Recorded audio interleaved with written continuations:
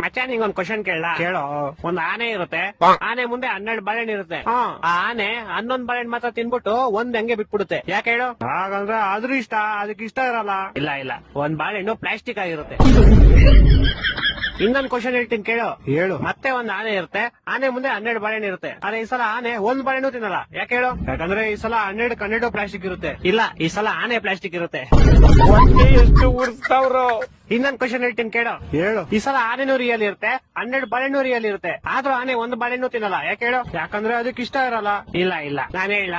ಹೇಳು ಸಾಯಿ. ಯಾಕಂದ್ರೆ ಬಾಳೆಹಣ್ಣು ನನ್ ಮುಂದೆ ಇರುತ್ತೆ, ಆನೆ ಟಿವಿ ಒಳಗಡೆ ಇರುತ್ತೆ. ನನ್ನ ಮಕ್ಕಳು ಒಂದೊಂದಲ್ಲ. ಇನ್ನೊಂದ್ ಹೇಳ್ತೀನಿ ಕೇಳು. ಹೇಳೋ. ಈ ಸಲ ಆನೆನೂ ರಿಯಲ್, ಬಾಳೆಹಣ್ಣು ರಿಯಲ್, ಎರಡು ಟಿವಿ ಒಳಗಡೆನೆ ಇರುತ್ತೆ. ಆದ್ರೂ ಆನೆ ಬಾಳೆಹಣ್ಣು ತಿನ್ನಲ್ಲ. ಯಾಕೆ ಹೇಳು? ನಾನ್ ಹೇಳ್ತೀನಿ ಕೇಳು. ಹೇಳು. ಯಾಕಂದ್ರೆ ಎರಡು ಬೇರೆ ಬೇರೆ ಚಾನಲ್ ಅಲ್ಲಿ ಇರುತ್ತೆ. ಕರ್ನಾಟಕ ಜನತೆ ಈ ಲೋಪರ್ ನನ್ನ ಮಕ್ಕಳ ನೀವೇ ಕಲ್ಸ್ಬೇಕಪ್ಪ, ಬುದ್ಧಿ ನೀವೇ ಕಲ್ಸ್ಬೇಕು. ಅಚ್ಚ ಇನ್ನೊಂದು ಫೈನಲ್ ಕೇಳಲಿ.